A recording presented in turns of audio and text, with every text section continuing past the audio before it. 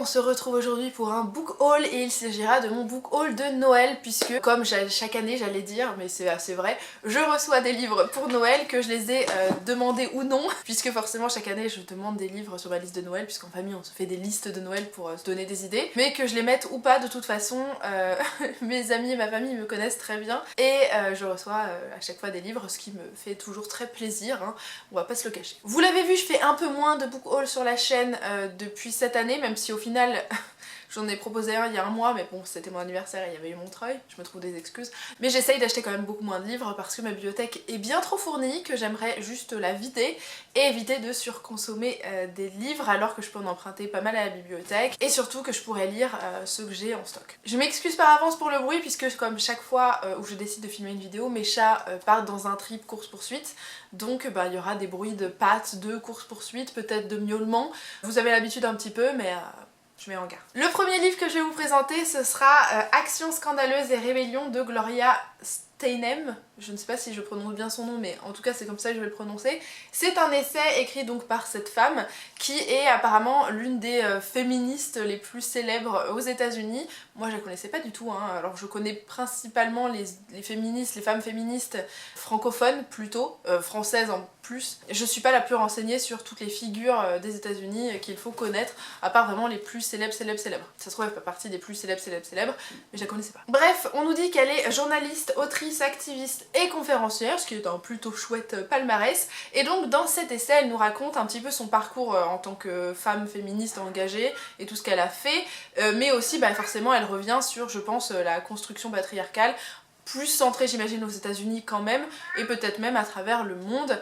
Voilà pour l'idée principale de ce livre. Ça commence avec son expérience où elle a infiltré la société Playboy, donc elle s'est présentée comme un bunny en fait, vous savez les femmes sont représentées comme des lapins, et donc elle s'est infiltrée en tant que bunny, et donc je pense que l'idée c'était de voir comment ça se passait là-dedans, peut-être de dénoncer certains mécanismes, et je pense une forme de standardisation de l'image des femmes. Si vous connaissez un petit peu l'industrie de Playboy, c'est un peu souvent le même type de physique qui est représenté, c'est la même façon dont est illustrée la femme.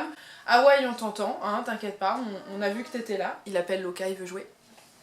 Vous voyez, elle est là, là. Elle est là, et lui il est plus loin par là-bas, et il l'attend. Il l'appelle, il lui dit viens jouer Loka, viens. Bref, elle a infiltré Playboy, et je pense que le reste du livre c'est aussi de nous montrer comment ça se passe au niveau de la sororité, de la société patriarcale.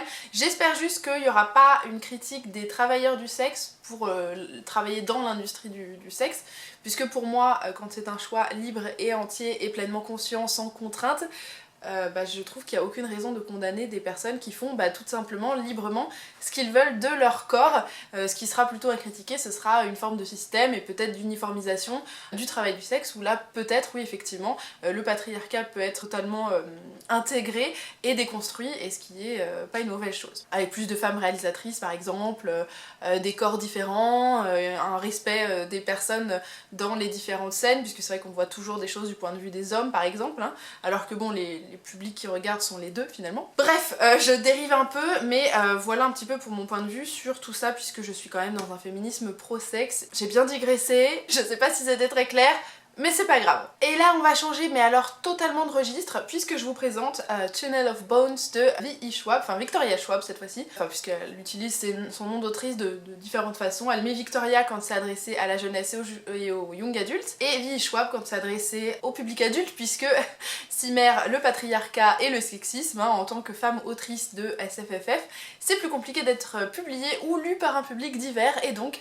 les femmes vont souvent utiliser des initiales pour que les gens ne se disent pas oh c'est une femme, ça ne va pas me correspondre en termes d'histoire. Voilà, vous avez l'explication des différents prénoms de V.E. Schwab, et une technique qui pue un peu hein, dans la SFFF, voire même la littérature adulte. J'adore digresser, hein. Visiblement en ce moment c'est de pire en pire. Donc Tunnel of Bones, c'est la suite de City of Bones de toujours Victoria Schwab. C'est une saga vraiment orientée jeunesse. On va y suivre une jeune adolescente, ou toute jeune adolescente, hein, je crois qu'elle est vraiment au collège. Et alors elle a la capacité de pouvoir plus ou moins traverser le voile des morts. En fait elle peut communiquer avec les fantômes. Ah ouais, il fait tomber mes livres. C'est une BD en plus, donc il a bien explosé un coin. Ah, si je t'aimais pas toi. Non, je ferai rien. Bref, cette jeune femme a donc la capacité de communiquer avec l'au-delà, avec les fantômes qui n'ont pas quitté finalement la Terre, qui ont toujours quelque chose à régler. Et donc dans le premier livre, en fait, ses parents sont connus comme des espèces justement un peu de chasseurs de fantômes. Vous voyez, ils font un peu le genre d'enquête paranormale où ils explorent des lieux qui sont réputés comme hantés, habités. Et en fait ses parents donc, sont connus pour ça et une émission télé va être faite autour d'eux et on les invite à traverser, j'allais dire la terre entière, mais à visiter plusieurs lieux cultes à travers le monde et pas seulement aux États-Unis puisque c'est là qu'ils habitent. Donc dans le premier tome, elle se rend en Écosse et elle va visiter certains lieux. Comme le laisse deviner ce deuxième tome, bah, cette fois-ci elle va se trouver à Paris. Il lui arrive plein d'aventures dans le premier tome.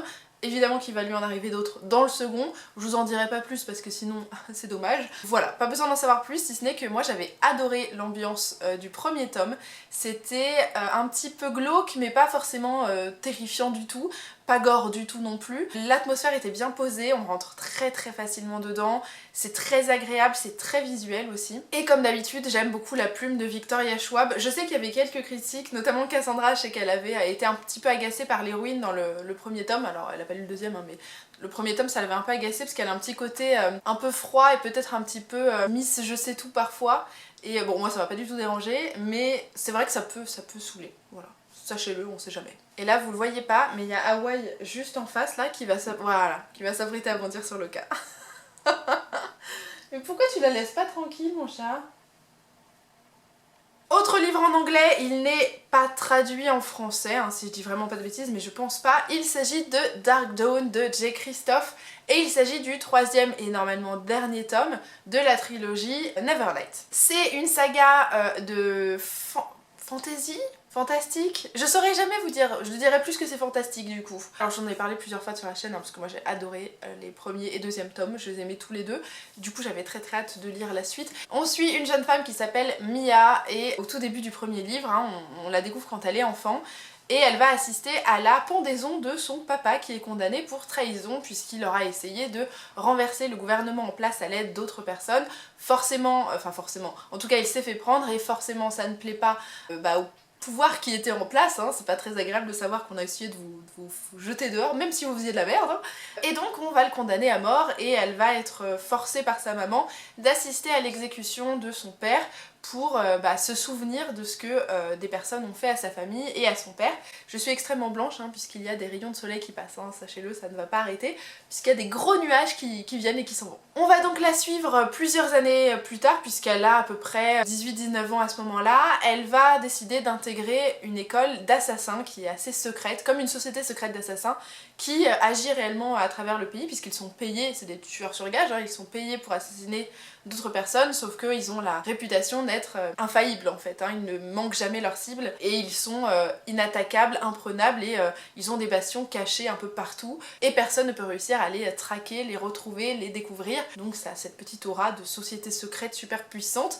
Bref, elle va intégrer cette école pour devenir un assassin afin de se venger forcément des personnes qui ont voulu la mort de son père et je pense que ça suffira ici pour le résumé qui peut potentiellement vous donner envie et qui ne dit pas grand chose de plus sur cette histoire, donc c'est tant mieux, il n'y a pas de spoil, si ce n'est qu'il y aura un peu des scènes de fesses dedans. Sachez-le si vous n'aimez pas ça, si vous aimez, bah écoutez, tant mieux, mais vous êtes prévenus. Moi, c'est une série que j'ai adorée, j'ai très hâte de lire le troisième tome, même si du coup je sais que ça va me manquer, parce que j'aime beaucoup la plume de J. Christophe, je la trouve extrêmement immersive.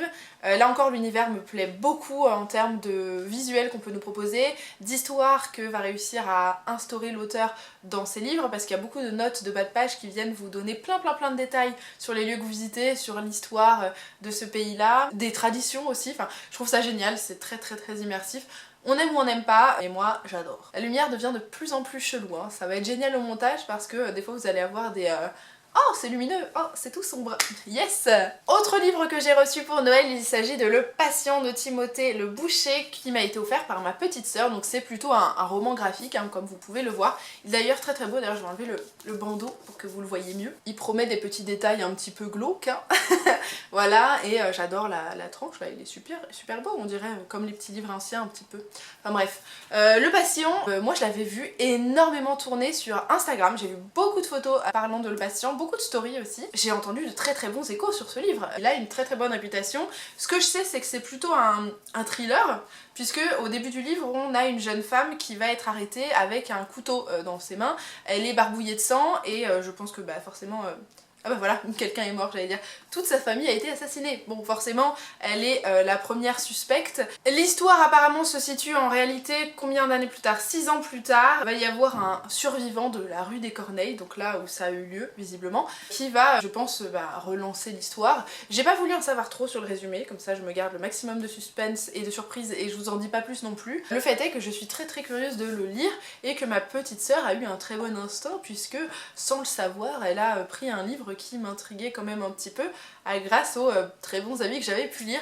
Donc bravo Léa, elle a géré, elle a géré. Et il promet d'être assez gore et glauque, ce que moi j'aime bien un petit peu quand même dans mes lectures. Et enfin, dernier livre reçu pour Noël, mais pas des moindres, il s'agit de Formica de Fab Caro, une tragédie en 3 actes. Si vous avez l'habitude de suivre un petit peu la chaîne, vous savez que Fab Caro c'est un auteur que j'aime beaucoup et c'est là encore grâce à ma petite sœur puisqu'elle m'avait offert justement Noël dernier Et si l'amour s'était aimé de Fab Caro, qui était un petit peu comme une parodie de soap opéra avec des rebondissements farfelu mais surtout un humour totalement absurde qui me fait mourir de rire, qui lui plaît aussi beaucoup puisque on a grandi avec le même humour finalement et les mêmes références, donc on rigole un petit peu des mêmes choses quand même. Et Fab Caro c'est vraiment de l'absurde total puisque là par exemple vous avez le résumé du livre avec 2-3 planches qui vous disent ça y est c'est dimanche, c'est une journée cruciale puisqu'on se pose la question que tout le monde se pose un dimanche, de quel sujet va-t-on parler autour de la table pour essayer de pas s'ennuyer tous ensemble. Vous voyez un petit peu le niveau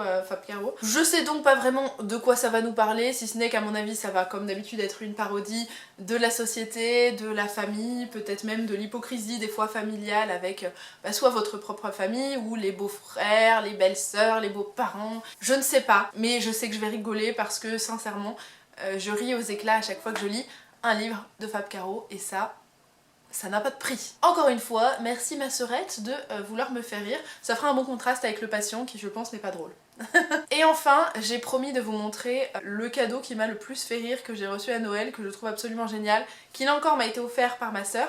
Et elle tient à ce que je vous le montre. Elle tient parce qu'elle en est très fière. Et elle a raison, parce que c'est beaucoup trop génial comme cadeau. Il s'agit d'une magnifique bougie que vous avez peut-être vu passer sur Instagram si vous me suivez là-bas en fait. Puisque je l'ai partagé évidemment dès que je l'ai déballé, c'était beaucoup trop drôle. Il s'agit donc d'une espèce de bougie où en fait elle s'est amusée à détourner des icônes religieuses, puisque là je pense très sincèrement qu'il s'agit de la Vierge et l'enfant, sauf qu'elle a remplacé ça par Hawaï et Loka.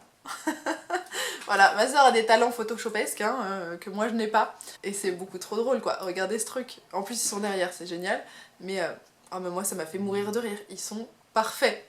Voilà, et elle me dit qu'elle a passé du temps à peindre cette petite papate, puisque à la base c'est quand même un bras, mais voilà, elle a dû la repeindre comme si c'était le pelage de Loka. Voilà, je suis absolument fan de l'humour de ma sœur et de sa façon à créer des cadeaux complètement improbables et drôles. Voilà, on va peut-être encore plus me prendre pour une folle achat du coup, si on me connaît pas et qu'on arrive chez moi, mais enfin c'est bizarre que j'invite des gens que je connais pas chez moi.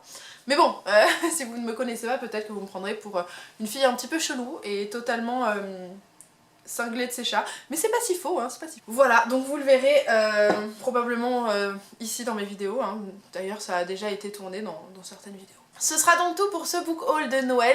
Il était un peu long parce que j'ai pas eu le temps de blablater sur mes différents livres puisque j'en avais que 5 et donc c'était facile de dégraisser. J'espère que ça vous aura intéressé. N'hésitez pas à me dire ce que vous avez peut-être reçu comme cadeau de Noël, livresque ou pas livresque d'ailleurs, qui vous ont fait plaisir.